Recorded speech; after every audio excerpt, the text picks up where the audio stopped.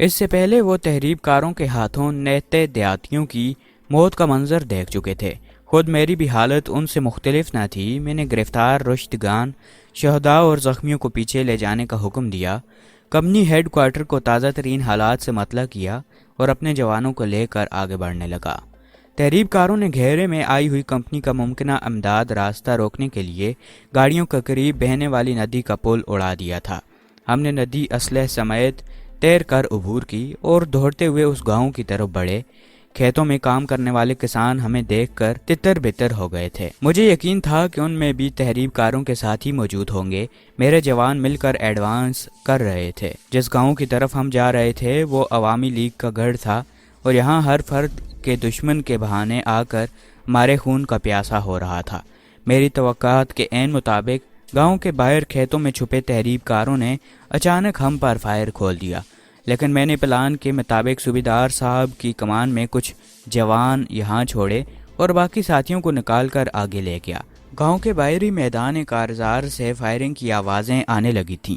میرے جوانوں نے جوش غضب سے نعرہ تکبیر بلند کیا تو گھیرے میں آئے ہوئے جوانوں نے بھی اللہ اکبر کے فلنگ شگاف نعروں سے جواب دیا۔ ہماری آمد نے ان کے حوصلے دو چند کر دیے تھے۔ ان کی تعداد 15 تھی، جن میں سے 6 تو جام شہادت نوش کر چکے تھے، باقی دشمن کے مقابلے میں ڈٹے ہوئے تھے، مگر وہ سب کے سب زخمی تھے، جن کے مقابلے میں تحریب کاروں کی تعداد 60-70 کے قریب تھی۔ میں نے بڑی ہوشیاری سے اپنے جوانوں کو مختلف ٹولیوں میں بانٹ دیا تھا۔ وہ باری باری مختلف اطراف سے نعرے بلند کرتے تھے تاکہ دشمن ان کی تعداد کے متعلق دھوکے میں رہے۔ میں نے حرکت کی فوجی چال اپنائی تھی۔ اس میں ہوشیار کمانڈر اپنے دوستوں کو تیزی سے اس طرح حرکت کرنے دیتا ہے کہ دشمن ان کی تعداد کا اندازہ نہیں لگا پاتا۔ مجھے اپنے شہروں کی صلاحیتوں پر اعتماد تھا۔ تینوں لائٹ مشین گن پوزیشن بدل بدل کر مختلف مقامات سے آگ اگر رہی تھی، اور صرف 20 منٹ کے مارکے کے بعد ہم نے گھیرے میں آئے ہوئے زخمی جیالوں کے لیے راستہ بنا لیا۔ وہ پیچھے ہٹتے ہوئے ہم سے آ ملے۔ تحریب کاروں کے حوصلے پست ہو چکے تھے، اب وہ بھاگنے کے مواقع تلاش کر رہے تھے، مگر میرے جوانوں نے تمام راستوں کی ناکہ بندی کر رکھی تھی۔ دوسری طرف کمپنی ہیڈ کوارٹر میں میرا پیغام موصول ہوتے ہی ایک تازہ دم دستہ بڑی تیز رفتاری سے ہماری طرف بھیج دیا گیا تھا۔ تقریباً 1 گھنٹے کی لڑائی کے بعد جب نئے آنے والے جوانوں نے ہمارے ساتھ مل کر چارج کیا تو بچے کھچے تحریب کاروں نے ہتھیار ڈال دیے۔ میری درخواست پر ہیلی کاپٹر کے ذریعے میڈیکل ٹیم بھی پہنچ گئی تھی، کیونکہ گھیرے میں آنے والے زخمیوں کی حالت خاصی خراب تھی۔ شدید زخمیوں کو ہم نے فیلڈ اسپتال میں بھیج دیا تھا اور باقی زخمیوں کو اسٹریچروں پر ڈال کر ہم نے تحریب کاروں کے ہمراہ جلوس کی شکل میں واپس روانہ ہو گئے تھے۔ واپسی کے لیے ہم نے دوسرا راستہ اپنایا تھا، کیونکہ زخمیوں اور تحریب کاروں کے ساتھ ندی عبور کرنا ٹھیک نظر نہیں آتا تھا۔ اس مرتبہ ایک ہیلی کاپٹر بھی ہمارے آگے آگے بطور OP پر روانہ کر دیا تھا۔ دوپہر ہم ہیڈ کوارٹر پہنچ گئے تھے۔ یوں تو مشرقی پاکستان میں تحریب کاریوں کے واقعات اس سے پہلے ہی شروع ہو چکے تھے، لیکن اس سے قبل وہ یہ حملے چھپ چھپ کر انفرادی طور پر کیا کرتے تھے اور کبھی کسی کو کھل کر سامنے آنے کی جرت نہ ہوئی تھی۔ مگر منظم طور پر ڈھاکہ کے گرد و نواح میں تحریب کاروں کی پہلی بڑی کارروائی تھی جس سے ہم نے کچل کر رکھ دیا تھا۔ تاہم جو قیاس آرائیاں تھیں وہ اب حقیقت بن کر ہمارے سامنے آنے لگی تھیں۔ ہم آتش فشاں کے دھیانے پر کھڑے تھے، وہ اب پھٹنے کا بالکل تیار تھا۔ میں نے ہیڈ کوارٹر پہنچتے ہی مکمل رپورٹ تیار کر لی اور اپنے کام سے فارغ ہوتے ہی منیر کے والدین کو اس کی شہادت کے بارے میں خط لکھنے بیٹھ گیا۔ یہ کوئی ناخوشگوار فرض نہیں تھا اور نہ ہی میں بادل نخواستہ ادا کر رہا تھا۔ یہ ایک سپاہی کی منزل ایک باوقار شہادت کے علاوہ اور ہو بھی کیا سکتی ہے؟ وہ خوش نصیب لوگ تھے جو سرخرو ہو کر اللہ کی عدالت میں جا پہنچے۔ ہم فوجی شہیدوں کی موت پر نوحے نہیں پڑا کرتے، نہ ہی تعریف کرتے ہیں۔ ہمیں علم ہے وہ ان تمام تکلفات سے بے نیاز ہیں، لیکن وہ جو ایک اندیکھا ان کو جانا سا رشتہ ہمیں ایک زنجیر کی شکل میں ایک دوسرے سے وابستہ کر دیتا ہے، اس کی صداقت سے بھی تو کوئی انکار نہیں کر سکتا۔ جب مجھے منیر کے بچپن کی منگ کا خیال آتا ہے جس میں 5 روز سہاگن بننا تھا اور جو سہاگ کی مہندی رچائے آنکھوں میں جانے کیا کیا سپنے سجائے اس کی منتظر تھی، تو یہ سوچتے ہی میرا دل بیٹھنے لگتا۔ اپنے مختصر سے خط میں نے ان کے جیالے کے دلیرانہ شہادت کی اطلاع دیتے ہوئے انہیں خوش بخت، گردوانہ اور شہادت کے درجات کی بلندی کے لیے کمال انکساری سے دعائیں کی۔ میں نے انہیں یہ بھی لکھا وہ میری آنکھوں کے سامنے شہید ہوا ہے اور انہیں میں گاؤں آ کر اس کے لمحے لمحے کی کہانی سناؤں گا۔ شہداء کی لاشیں تابوتوں میں بند کر کے ان کے سامان سمیت ان کے گھر کو روانہ کر دی گئیں۔ اگلے چند روز تو انٹیلیجنس کی رپورٹوں کے مطالعے ہی گزر گئے تھے اور آخر ایک شام میرے لیے وہ حکم آ گیا جس کی خصوصی تربیت دے کر مجھے یہاں بھیجا گیا تھا۔ ہماری اطلاع کے مطابق جیسور کے نزدیک ایک ایسی فوجی کیمپ کا سراغ ملا ہے جہاں سے تحریب کاروں کو ٹریننگ دے کر مشرقی پاکستان میں داخل کیا جاتا ہے۔ انٹیلیجنس نے یہ بھی بتایا تھا کہ جس مقام پر انہیں ٹریننگ دی جا رہی ہے وہاں ان کے لیے گولہ بارود کے خاصے ذخائر بھی مختص کر دیے گئے ہیں۔ میری خوشی کا ٹھکانہ نہ تھا۔ در حقیقت میں اپنے صحیح مشن پر اب پہلی بار مامور ہوا تھا۔ ایک جہاز مجھے منزل کی طرف لے گیا۔ ہم جیسور کے قریب ایک فوجی اڈے پر اتر گئے جہاں سے ایک تیز رفتار جیپ مجھے سرحدی پوسٹ پر لے آئی۔ یہاں ایک کرنل اور SSG کمانڈوز کے ایک کیپٹن اپنی کمپنی کے جوانوں کے ساتھ میرے منتظر تھے۔ کرنل تو تھوڑی دیر بعد رخصت ہو گئے تھے لیکن جانے سے پہلے انہوں نے مجھے اور کیپٹن کو ہمارے مشن سے پوری طرح آگاہ کر دیا تھا۔ جاتے جاتے انہوں نے ایک مرتبہ پھر میری طرف بغور دیکھا، کندھے پر ہاتھ رکھا، گڈ لک مائی بوائے، اور آہستہ سے خدا حافظ کہتے ہوئے پوسٹ سے باہر نکل گیا۔ رات کے پچھلے پہر ہم لوگ وائٹ لائن پر پہنچ گئے تھے۔ سرحد پر پہنچ کر کیپٹن صاحب نے ہمیں ہدایت دی۔ ایک گہری نظر سے ہم سب کو دیکھا اور موو کا حکم دے کر آگے چل دیے۔ ان کے پیچھے 30 جوان تھے اور آخر میں ہم سب اپنی تربیت کے مطابق ایک دوسرے سے فاصلہ رکھ کر اور سیدھی قطار میں چل رہے تھے۔ آرمی کی اصطلاح پہ یہ حساس علاقہ سینسٹیو ایریا تھا۔ سرحدوں کا تصور مٹ چکا تھا۔ روزانہ دونوں اطراف سے درجنوں پارٹیاں ایک دوسرے کے علاقے میں گھاٹ لگانے جایا کرتی تھیں۔ ہر روز بھارتی ایجنٹ اسلحہ اور پلان لے کر مقامی غداروں سے رابطہ قائم کرتے تھے۔ ایسے علاقے جہاں دشمن کے کمانڈوز کا حملہ متوقع ہو عموماً کچھ زیادہ ہی کیموفلاج رکھے جاتے ہیں۔ اس کی ایک وجہ یہ ہے شاید تو جنگی حکمت عملی ہو، لیکن زیادہ تر خطرہ پیٹرول پارٹیوں یا ایئر ٹیک کا ہوتا ہے۔ ہماری اصطلاحات کے مطابق یہاں مختلف مقامات پر دشمن نے زمین دوز سرنگیں بنا رکھی ہیں۔ کمانڈو موت سے نہیں ڈرا کرتے لیکن مشن ادھورا چھوڑ کر مرنا بھی پسند نہیں کرتے۔ رات کے اندھیرے میں بے احتیاطی سے مائنرز پر پاؤں پڑ جاتے تو اپنے ہی پڑھاچے نہیں اڑتے، اس کے ساتھ ہی دور دراز دھماکے سے سویا ہوا دشمن بھی بیدار ہو جاتا ہے، اور چند کمانڈوز جو گھیرے میں آ چکے ہوتے ہیں سوائے اس کے کہ اور کچھ نہیں کر سکتے کہ بہادری سے بے بسی کی موت مر جائیں۔ ہم ہر قدم پھونک پھونک کر رکھ رہے تھے۔ کیپٹن صاحب اچھے خاصے تجربہ کار کمانڈر تھے اور اس مہم کی اہمیت کے پیش نظر ہی انہیں ہماری کمانڈنگ سونپی گئی تھی۔ جہاں انہیں شک گزرتا تھا کہ رک جاتے تھے اور ہمیں وہیں ٹھہرنے کا حکم دے کر خود آگے نکل جاتے۔ جب تک وہ تسلی نہ کر لیتے ہم وہیں دبکے رہتے۔ ہم دشمن کے علاقے میں قریباً 3-4 میل گھس چکے تھے۔ چاروں سمت پھیلا ہوا ہول کسی مینڈک کے ٹرانے سے چند لمحوں پر مجروح ہو جاتا، پھر وہی گہرا سناٹا چھا جاتا۔ دشمن کے علاقے میں کی جانے والی کسی کارروائی میں بھی پہلی مرتبہ حصہ لے رہا تھا۔ اس سے پہلے ٹریننگ میں ہم نے جانے کتنی بار چھپ کر گھاٹ لگائی تھی۔ دشمن کے انتظار میں راتیں آنکھوں میں کاٹی تھیں۔ ہماری اسکیم اکثر نمبر 1 ہوتی تھی۔ آج مجھے اپنی آزمائش ہی نہیں کرنی تھی بلکہ اپنی استادوں کی دی ہوئی تربیت کو بھی آزمانا تھا۔ اپنے والد کی سنائی ہوئی تمام کہانیاں ایک ایک کر کے میرے لاشعور میں جاگ رہی تھیں۔ وہ اکثر چھاپا مار کر کارروائیوں میں حصہ لے چکے تھے اور بڑے فخر سے ہمیں اپنے کارنامے سنایا کرتے تھے۔ اپنے سب سے بڑے دوست بھی تو تم خود ہو اور سب سے بدترین دشمن بھی تم۔ ٹریننگ کے دوران انسٹرکٹر کے یہ الفاظ میرے ذہن پر نقش تھے۔ ہمارا ایک ہی ہتھیار تھا جو خود اعتمادی اور اللہ کی نصرت پر ہمارا پکا ایمان۔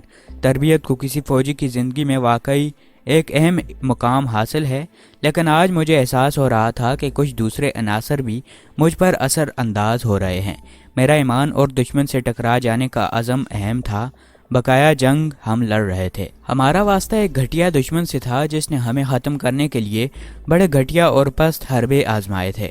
ہم ٹارگٹ کے نزدیک پہنچ چکے تھے۔ یہ علاقہ کیپٹن صاحب کا دیکھا بھالا لگتا تھا۔ وہ ہمیں محفوظ طریقے سے یہاں تک لے آئے تھے۔ اب پلان کے مطابق ہم 2 ٹولیوں میں بٹ گئے۔ ایک ٹولی کیپٹن اور ایک جوان پر مشتمل تھی، جبکہ دوسری ٹولی میں میرے ساتھ 2 جوان تھے۔ ہم ایک خشک نالے میں جو شاید برسات کے دنوں میں پانی کا گزرگار ہوتا ہے بیٹھے تھے اس کے دونوں کناروں پر بڑے بڑے اور گھنے سرکنڈوں کا سلسلہ دور تک پھیلا چلا گیا تھا۔ کیپٹن اور میں نالے میں چھوٹا سا نقشہ بچھائے بیٹھے تھے، جبکہ جوان سرکنڈوں میں پوزیشن لیے اگلے حکم کے منتظر تھے۔ کیپٹن پینسل ٹارچ کی روشنی میں مجھے جزویات بتا رہے تھے۔ چند منٹ کے بعد ہم دونوں اٹھ کھڑے ہوئے۔ انہوں نے میری پیٹھ تھپک کر مجھے گڈ لک کہا اور اپنے ساتھی کے ہمراہ اندھیرے میں رینگ گئے۔ میں اپنے دونوں جوانوں کے ساتھ نشانے کی طرف چل پڑا۔ ہم سرکنڈوں اور قدرتی جھاڑیوں کی اوٹ میں چھپ چھپ کر آگے بڑھ رہے تھے۔ میری آنکھیں اب اندھیرے میں دور دور تک دیکھنے کے قابل ہو چکی تھیں۔ ہمارے سامنے ایک نیم دائرے کی شکل میں اسلحے سے بھرے دشمن کے ٹرک کھڑے تھے اور ان کے قریب 2 پہرے دار شاید آپس میں باتیں کر رہے تھے۔ میرا اشارہ پاتے ہی دونوں جوان میرے ساتھ ہی زمین سے چپک گئے۔ اب ہم کونیوں کے بل رینگتے ہوئے ان کی سمت بڑھ رہے تھے۔ خود جھاڑیوں میں ہماری مددگار تھی۔ ایک جھاڑی کے نزدیک ہم رک گئے۔ ایک جوان کو یہاں بیٹھنے کا اشارہ کر کے دوسرے کو میں نے دوسری طرف روانہ کر دیا۔ جھاڑی میں بیٹھے جوان نے دونوں پہرے داروں کو اپنے نشانے پر لے رکھا تھا۔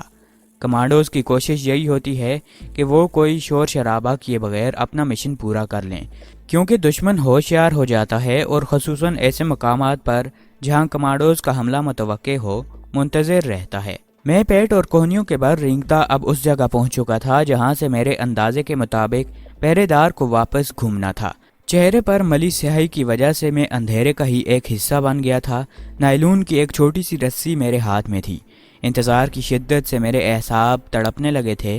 وہ کمبخت ابھی تک خوش گپیوں میں مصروف تھے، حالانکہ اصول کے مطابق انہیں چلتے رہنا چاہیے تھا۔ اس بات سے میں نے یہی اندازہ لگایا تھا کہ انہیں اپنے کسی افسر کی اچانک آمد کا انتظار یا خطرہ نہیں ہوگا، اسی لیے وہ اتنے غیر محتاط تھے۔ تقریباً 5 منٹ کے اعصاب شکن انتظار کے بعد وہ اپنی اپنی جگہ سے ہلے۔ میرے دل کی دھڑکنیں بے قابو ہوتی جا رہی تھیں اور رگوں میں انگارے دوڑنے لگے تھے۔ اپنے وجود کی تمام ترکوت ہاتھ میں سمیٹے میں چیتے کی طرح زمین سے چپکا اپنے شکار کا گلہ دبوچنے کے لیے بے قرار ہوا جاتا تھا۔ اس کے قدموں کی آہٹ اب آہستہ آہستہ میرے قریب آتی جا رہی تھی۔ اپنی رائفل اس نے بے پرواہی سے کندھے پر لٹکا رکھی تھی اور خود مدم سروں سے کچھ گنگناتا آنے والی قیامت سے بے خبر قدم بقدم میری طرف بڑھ رہا تھا۔ اس کی نظریں اپنی دوسری تنصیبات پر گڑی تھیں۔ میری اور اس کے درمیان ایک چھوٹی سی نہ ہونے کے برابر جھاڑی حامل تھی، جس کا میں خود بھی ایک حصہ بنا ہوا تھا۔ کمانڈوز کو دوران تربیت سب سے زیادہ توجہ سے یہی بات سکھائی جاتی ہے کہ وہ خود کو دوسروں کی نظروں سے کس طرح محفوظ رکھ سکتے ہیں۔ اچانک میرا دل اچھل کر حلق میں اٹک گیا۔ میری نظریں اس کے قدموں پر جمی تھیں جو میرے سر سے بمشکل 3 فٹ کے فاصلے پر آگے ٹھہر گیا تھا۔ میری ہتھیلیاں پسینے میں بھیگ رہی تھیں۔ کسی بھی لمحے ہمارا جھاڑی میں چھپا ساتھی اس پر فائر کر سکتا تھا۔ یہ ٹھیک ہے کہ اپنی تربیت کے مطابق وہ آخری لمحوں تک خود پر کنٹرول رکھتا، لیکن بہرحال میں اس کا کمانڈر بھی تھا اور پاکستانی سپاہی کے لیے اپنے کمانڈر کی جان خطرے میں دیکھنا ناممکن ہے۔ اس کی چلائی ہوئی گولی میری جان تو وقتی طور پر بچ جاتی، لیکن ہمارے سارے کیے کرائے پر پانی پھر جاتا۔ میں دل ہی دل میں دعائیں مانگ رہا تھا کہ یہ کم بخت اپنی جگہ سے ہلے۔ شاید قدرت کو میری حالت پر رحم آ گیا اور اس کے قدم اپنی جگہ سے اٹھ گئے۔ اب میں اسے مزید مہلت دینے کے لیے تیار نہ تھا۔ جو ہی وہ مجھ سے 1.5 گز آگے جا کر واپسی کے لیے گھوما، میں نے نالون کی ڈوری اس کے گلے میں ڈال دی اور بامشکل 20-25 سیکنڈ میں وہ قید حیات سے چھٹکارا پا گیا۔ میں نے انتہائی پھرتی سے اسے زمین بوس ہونے سے پہلے ہی پیٹھ پر لاد کر اسے جھاڑی میں پھینک دیا، جہاں میں فرشتہ اجل بن کر چند منٹ پہلے اس کا انتظار کر رہا تھا۔ اس کے ساتھ ہی میں تیزی سے رینگتا ہوا اس جھاڑی میں پہنچ گیا جہاں ہمارا تیسرا ساتھی ڈیوٹی دے رہا تھا۔ میرا دوسرا ساتھی، جسے دوسرے پہرے دار کو جہنم واصل کرنا تھا، کہ شکار کو بہت تھوڑی مہلت نصیب ہوئی تھی۔ میرا اشارہ پاتے ہی وہ دونوں بھی بجلی کی سی تیزی پھرتی کے ساتھ اپنی جگہ سے نکلے اور ان بڑے بڑے ٹریلوں کے نزدیک پہنچ گئے جن پر ایمونیشن اور گولہ بارود لدا ہوا تھا۔ میں مشین گن لیے ان پر نظریں گاڑے وہیں بیٹھ رہا۔ تقریباً 2 منٹ کے بعد وہ واپس آئے۔ انہوں نے محسوس مقامات پر ڈیٹونیٹر لگا دیے تھے۔ اب ہم تینوں جھکتے ہوئے تار اپنے پیچھے بکھیرے وہاں سے دور ہٹتے جا رہے تھے۔ ایک محفوظ اور محسوس جگہ پہنچ کر میں نے تار بیٹری سے منسلک کر دیا۔ ہمارا ایک ساتھی اپنی لائٹ مشین گن زمین پر ٹکائے کچھ فاصلے پر مورچہ جما کر بیٹھ رہا۔ دوسرا ایک لیور پر ہاتھ رکھ کے میرے اشارے کا منتظر تھا۔ میں نے ایک طرف ہٹ کر اپنی جیب سے ننھا سا ٹرانسمیٹر نکالا تو مجھے احساس تھا کہ ان مورچوں بندیوں کی مخالف سمت میں میرے کیپٹن صاحب کتنی بے قراری سے میرے کاشن کے منتظر ہوں گے۔ اس علاقے میں ٹرانسمیٹر پر گفتگو کرنے کا تو سوال ہی پیدا نہیں ہوتا تھا کہ چاروں طرف بھارتی فوج پھیلی تھی اور کوئی فریکوینسی بھی نہیں تھی۔ ٹرانسمیٹر آن کر کے میں نے سلسلہ ملنے پر صرف ایک کوڈ ورڈ کہا اور سلسلہ منقطع ہو گیا۔ چند سیکنڈ کے بعد ہماری مخالف سمت سے زوردار دھماکے کی آواز گونجی۔ ڈاؤن، میں نے جوش غضب سے اپنے ساتھی کو حکم دیا۔ اس کا لیور والا ہاتھ نیچے جھکا اور فضا میں زوردار دھماکوں کا ایک سلسلہ شروع ہو گیا۔ سیاہ رات ننگی ہو گئی۔ ایمونیشن پھٹنے سے دھماکوں کے ساتھ ساتھ اتنی تیز چمک پیدا ہوئی کہ اس سمت دیکھنا محال ہو جاتا۔ ہیموں میں نیند سے مدہوش سپاہی دیوانہ وار اٹھ کر باہر بھاگتے اور لقمہ اجل بن جاتے، کیونکہ مخالف سمت کیپٹن صاحب نے بھی یہی کارنامہ انجام دیا تھا۔ میرا جی تو یہی چاہتا تھا کہ وہ آتش و آہن جو دشمن نے ہمیں پھونکنے کے لیے اکٹھا کر رکھا تھا، دشمن کو اس کا ایندھن بننے دیکھتا رہوں، لیکن حالات کسی اور امر کے متقاضی تھے۔ تقریباً 5 منٹ تک ہماری لائٹ مشین گن جان بچانے کے لیے بھاگنے والے سپاہیوں کو چاٹتی رہی۔ پھر میں نے اپنے جام بازوں کو مرحمت کا حکم دے دیا۔ ہم تیزی سے اپنی سرحدوں کو پلٹ رہے تھے۔ جو لوگ فوجی زندگی کا تجربہ رکھتے ہیں وہی اچھی طرح جان سکتے ہیں کہ واپسی کا سفر روانگی سے کتنا زیادہ خطرناک ہوتا ہے۔ پہلے دشمن کسی حد تک بے خبر تھا، لیکن اب اس علاقے میں چپے چپر پر پھیلی ہوئی افواج کو اطلاعات مل چکی تھیں کہ پاکستانی کمانڈوز ان کے علاقے میں اتر آئے ہیں۔ ابھی ہم بمشکل 1.5-2 فرلانگ ہی چل پائے تھے کہ ہمیں ٹھٹک کر رک جانا پڑا۔ کمانڈوز کی چھٹی حص عام فوجیوں سے زیادہ تیز ہوتی ہے۔ میرے ایک ساتھی نے لیٹ کر اپنے ایک کان زمین سے لگا دیے۔ وہ شاید کوئی سن گن لینے کی کوشش کر رہا تھا۔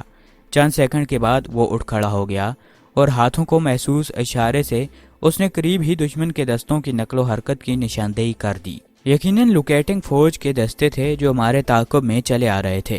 ان دستوں کا تعلق بھی فوج کے اسپیشل سروس گروپ SSG سے ہوتا ہے اور انہیں کمانڈوز کے نمٹنے کی خصوصی تربیت دی جاتی ہے۔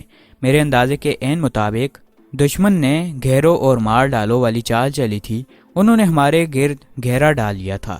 یہاں سے سرحد تک فوج پھیلی ہوئی تھی جو اب منصوبہ بندی کے ساتھ ہماری آمد کی منتظر تھی۔ ہماری تمام تر توقعات خدا کی ذات اور اندھیری رات سے وابستہ تھیں۔ رات کو انجام پانے والی مہمات میں سب سے زیادہ خطرہ اس بات کا ہوتا ہے کہ پیٹرولنگ پارٹیاں یا حملہ آور پارٹیاں بھٹک کر کہیں دشمن کے علاقے میں نہ پہنچیں۔ لوکیٹنگ فورس عموماً یہ حربہ استعمال کرتی ہیں کہ وہ مشکوک مقامات کے ارد گرد جہاں انہیں چھاپا مار کمانڈوز کی موجودگی کا شک گزرے فائرنگ کرواتے ہیں۔ ان کی حتی المقدار کوشش یہی ہوتی ہے کہ صبح تک چھاپا مار کر کمانڈوز کے ارد گرد فائرنگ کر کے انہیں اپنے علاقے میں ہی بھگاتے رہیں اور دن نکلنے پر انہیں چوہوں کی طرح پکڑ لیں۔ میں نے ہاتھ پر بندھی ہوئی گڑی میں نصب کتب نما دیکھا اور اپنے صحیح سمت کا تعین کرنے کے بعد دونوں جوانوں کو اسٹینڈ ٹو پوزیشن میں آگے بڑھایا۔ ہم تینوں اب پھیل کے آگے کی سمت بڑھ رہے تھے۔ سرحد ابھی کم از کم 2-2.5 میل دور تھی اور یہ کوئی معمولی فاصلہ نہیں تھا، خصوصاً ان حالات میں تو کسی بھی بات کی توقع کی جا سکتی تھی۔ ہم جھکی ہوئی پوزیشن میں تیزی سے بغیر آواز پیدا کیے چل رہے تھے۔ اچانک زمین نے جیسے میرے پاؤں پکڑ لیے۔ میری دائیں سمت سے روشنی کا ایک طوفان امڑ آیا جو آسمان کے وسطوں میں پھیلتا جا رہا تھا۔ شاید دشمن نے اس علاقے میں سرچنگ ایکوپمنٹ چھپا رکھے تھے اور زمین کے سینے میں دفن کسی دھات کے آلے نے ہماری موجودگی کا انکشاف کر دیا تھا۔ دشمن روشنی راؤنڈ فائر کرنے لگا تھا۔ میرے دونوں ساتھی منے ہوئے کمانڈوز تھے اور سن 65 کی جنگ میں بھی کئی کارنامے سر انجام دے چکے تھے۔ ان کے لیے یہ صورتحال نئی نہیں تھی اور نہ ہی ہم لوگ ایسی باتوں سے گھبرایا کرتے ہیں۔ ہم تینوں نے ایک دوسرے سے تھوڑے تھوڑے فاصلے پر ایک ہی ساتھ قریبی کھائی میں چھلانگ لگا دیں۔ ایسے چھوٹے چھوٹے ندی نالے ٹیلے اور جھاڑیاں وغیرہ کسی بھی کمانڈو کے لیے قدرت کا بہترین عطیہ ہوتی ہیں۔ حیرت گزری کہ ابھی تک ہم روشنی کی زد میں نہیں آئے تھے۔ ہم نے اسی کھائی کے مورچے بنا لیے تھے۔ میرے دونوں ساتھیوں نے وہاں لائٹ مشین گن چند ہی سیکنڈ میں نصب کر لی تھی۔ میں نے ابھی تک فائرنگ کا حکم نہیں دیا تھا کیونکہ خواہ بھڑوں کے چھتے میں ہاتھ ڈالنے کے ہم قائل نہیں ہوتے۔ ہمارا تعاقب کرنے والے قریب سے قریب تر چلے جا رہے تھے۔ ہم دونوں کے پاس اسٹین گنیں تھیں یا پھر دستی بم جن کی حیثیت نہ ہونے کے برابر تھی۔ سر، گن ڈیوٹی والے جوان نے سرگوشی کی اور اس کے اس طرح آواز دینے کا مطلب تو میں بخوبی سمجھتا تھا، لیکن اسے کیا جواب دیتا؟ دائیں سمجھ سے دشمن کا شور صاف سنائی دے رہا تھا۔ وہ اگرچہ ابھی تک اسٹین گن کی رینج میں نہ آئے تھے، موت ہمارے دروازے پر دستک دینے لگی تھی۔ میں نے جھرجھوری لی۔ معاملہ یقیناً اب ایسا رخ اختیار کر گیا تھا کہ ایک جان کی قربانی دیے بغیر باقی دو جانیں کسی صورت نہیں بچائی جا سکتی تھیں۔ خیالات کا ایک سمندر میرے سینے میں کروٹیں لینے لگا۔ مجھے اپنے استاد کی باتیں یاد آنے لگیں۔ فوجی زندگی میں جذباتی مرحلے تو ان گنت آتے ہیں، لیکن ایک اچھے کمانڈو کی خوبی یہ ہے کہ وہ عقل اور ہوش کے دامن کو کبھی ہاتھ سے نہیں چھوڑتا۔ اس کے نزدیک ایک جوان کی شہادت کا دکھ بھی کسی طرح کمپنی کی موت سے کم نہیں ہوتا۔ دوستو، آج کی اس ایپیسوڈ میں بس اتنا ہی۔ امید ہے آج کی ویڈیو آپ سب کو پسند آئی ہوگی۔ مزید ایسی ویڈیوز کے لیے ہمارے چینل کو سبسکرائب کرتے ہوئے ساتھ میں موجود بیل آئیکن کو دبا کر آل نوٹیفیکیشن لازمی سلیکٹ کر لیں تاکہ ہماری ہر نئی ویڈیو آپ تک بآسانی پہنچ جائے۔ ملیں گے اگلی ایپیسوڈ میں، تب تک مجھے دیجیے گا اجازت۔ اللہ پاک آپ سب کا حافظ و نگہبان۔